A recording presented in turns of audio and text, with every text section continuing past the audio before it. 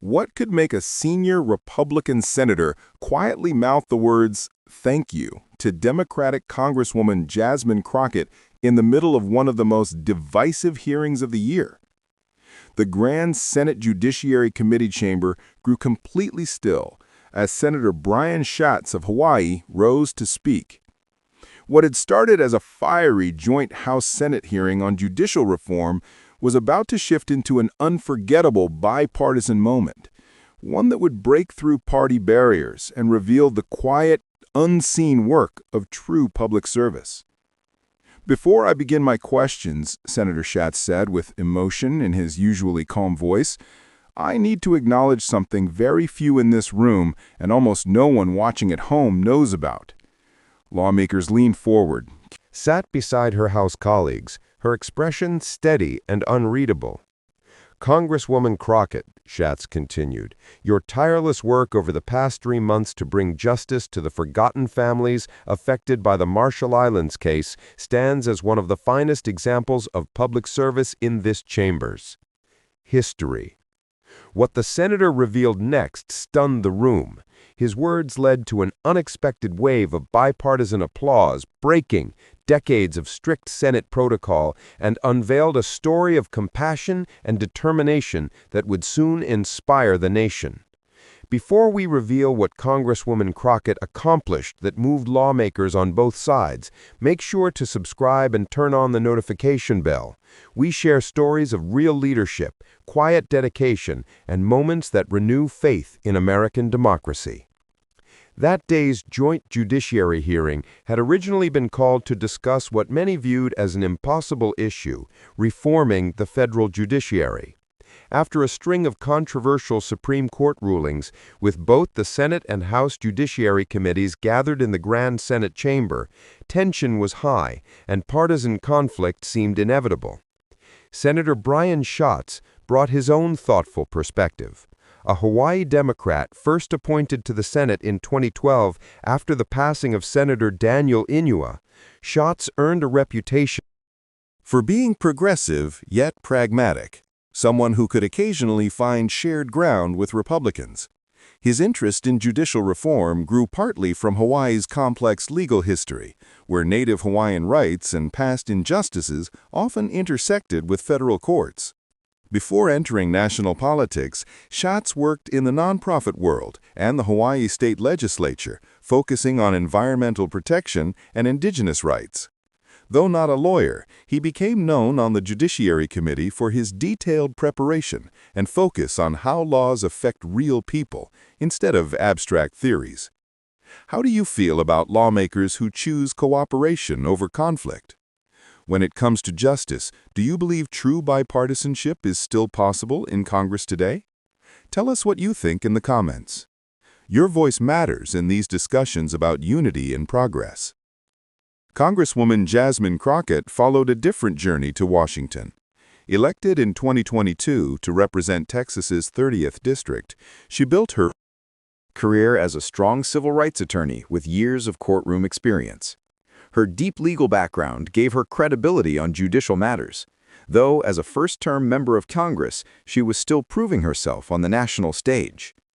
What few people knew, however, was that Crockett had been working quietly behind the scenes on an issue outside her official committee roles, an issue that deeply aligned with her lifelong fight for justice. The Marshall Islands case, as it was known among legal experts, centered on about 300 families still suffering the effects of U.S. nuclear testing in the Pacific between 1946 and 1958. Though the government reached a settlement in the 1980s, new evidence showed that the full extent of radiation exposure had been hidden. Many families continued to face cancer, genetic illness, and generational health problems without fair compensation. The legal barriers were immense. The 1980s agreement included clauses that blocked future claims, and the statute of limitations had long expired. For decades, administrations from both parties declared the case closed. Families scattered across Hawaii, Arkansas, and several other states were left without justice. Deeply moved, she began researching and drafting potential legislative solutions on her own time. The joint judiciary hearing that day had nothing to do with the Marshall Islands. It was supposed to be about court reform, term limits for Supreme Court justices, ethics standards, and proposals to expand the federal courts. As expected, the conversation started with heated partisan arguments, each side accusing the other of trying to politicize the courts.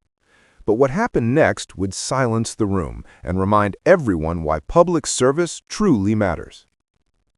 Republican senators and representatives focused on defending the independence of the judiciary and warned about the risk of politically motivated reforms.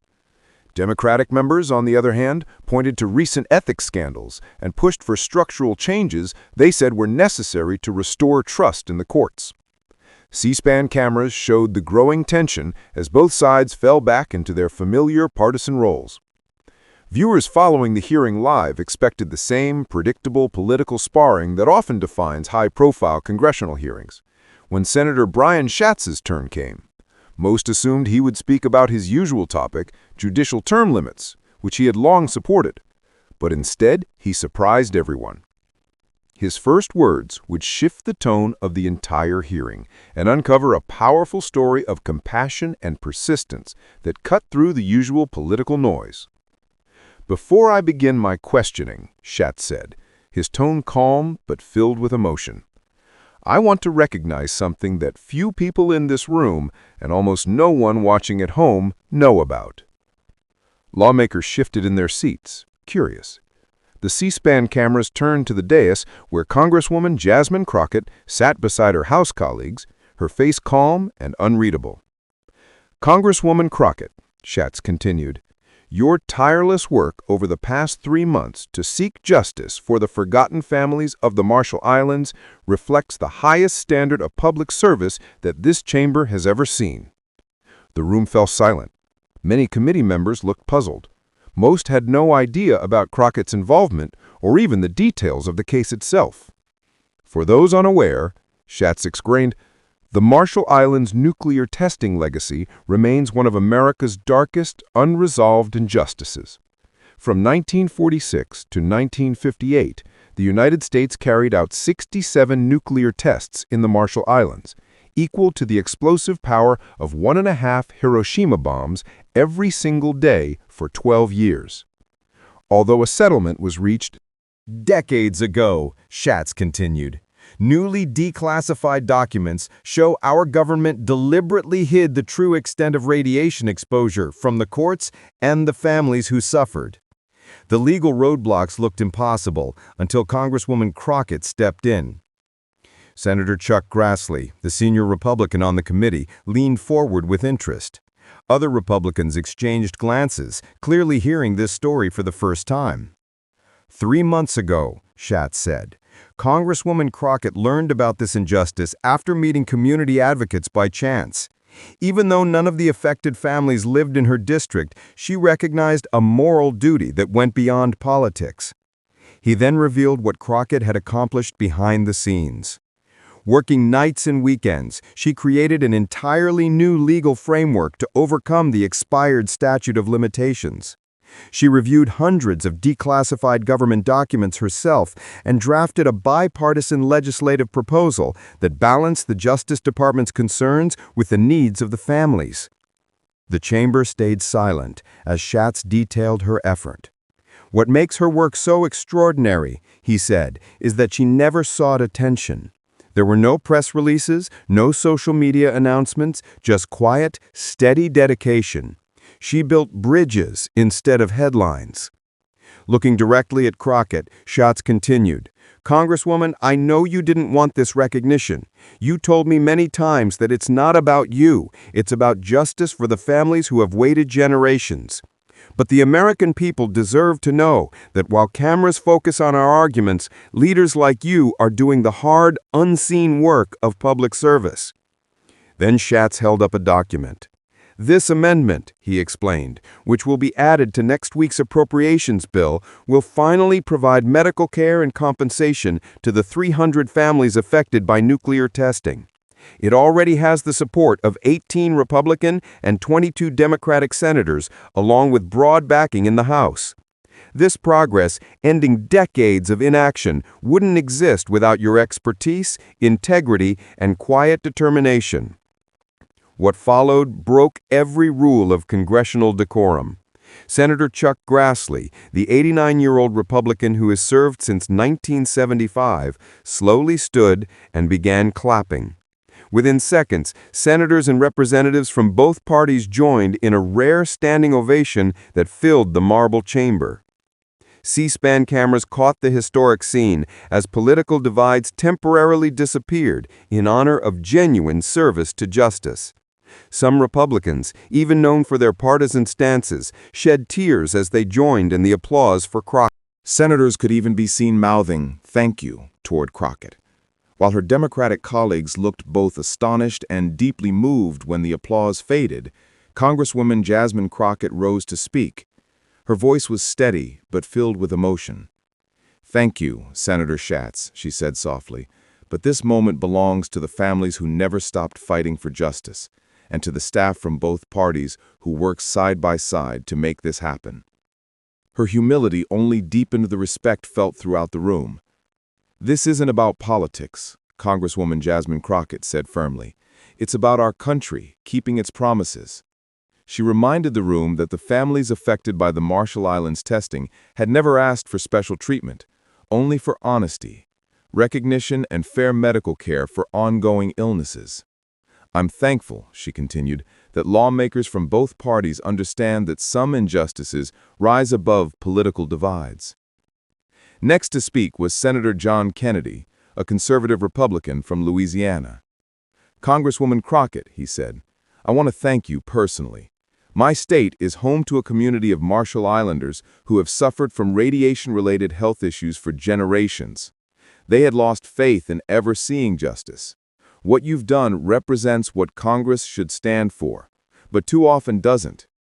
Kennedy's words underscored how extraordinary the moment had become. The tension and partisanship that had dominated earlier exchanges melted away, replaced by a genuine appreciation that crossed party lines. For once, Democrats and Republicans alike were united not by politics, but by shared respect for meaningful work that addressed a long-standing injustice. As the questioning turned back to the scheduled topic of judicial reform, it was clear that the atmosphere had completely changed. The revelation of Crockett's quiet efforts had reminded everyone that real leadership often happens out of the spotlight, not in front of cameras. Senator Brian Schatz closed his remarks by reflecting, "Maybe the lesson here is that justice doesn't always come through fiery debates or viral clips. Sometimes it comes from careful research, patient collaboration, and a willingness to work without public attention." Congresswoman Crockett has proven that such work still happens in these halls, even when no one is watching.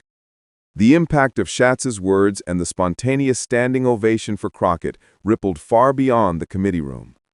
Within minutes, congressional aides were sharing the C-SPAN clip across social media. The hashtag #QuietJustice began trending on Twitter, as people across the country reacted to the rare bipartisan display of authenticity. What made this moment powerful was its honesty. In an age when so many political events are staged for publicity, District and why keep it so quiet? Crockett's answer reflected her values. "Justice doesn't stop at district borders," she replied. "When I met the families, some of whom have waited 3 generations for health care, in acknowledgment the injustice was undeniable, no matter where they lived. Some issues need public attention, but others require quiet, careful work to build consensus. This case involved sensitive, declassified information and complicated legal history. Making it a political fight might have stopped progress. The families deserve solutions, not publicity." Meanwhile, Senator Chuck Grassley, speaking to Fox News, explained why many Republicans had joined the effort. "This wasn't about growing government or adding new programs," he said. "It was about America keeping its word and facing documented facts. The declassified files Congresswoman Crockett found showed our government knew more than it did it during the original negotiations. That's not partisan, that's just fairness." As the hearing resumed, something remarkable unfolded. Lawmakers from both parties began referencing the Marshall Islands case as an example of how Congress could handle other tough issues with detailed research, factual accuracy, and bipartisan teamwork rather than public confrontation. Senator Tom Tillis of North Carolina added his thoughts during questioning. The way Congresswoman Crockett approached the Marshall Islands issue by focusing on verified facts and sound legal principles instead of political framing could serve as a guide for how we tackle judicial reform. Maybe we need more targeted, evidence-based solutions and fewer ideological standoffs. That statement marked a turning point. Several members from both sides echoed the idea, calling Crockett's process a possible model for bipartisan governance. Even commentators noted that the hearing had shifted from political posturing to a meaningful conversation about cooperation and justice. Later, during a C-SPAN interview, Marshall Islander community leaders spoke about what the new legislation meant for them. "For decades, we were told there was no legal way forward," said Maria Kabua, whose grandmother was exposed to radiation during the nuclear tests. "Every administration said the old settlement was final. But Congresswoman Crockett found a path that respected the law while acknowledging new evidence that had been hidden for years. For us, that means hope and finally fairness." Another Marshall Islander community leader, James Likia, added his voice to the discussion.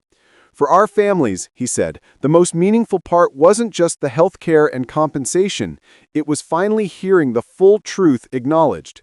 The amendment includes an official statement recognizing that key information about radiation exposure was hidden during the original settlement.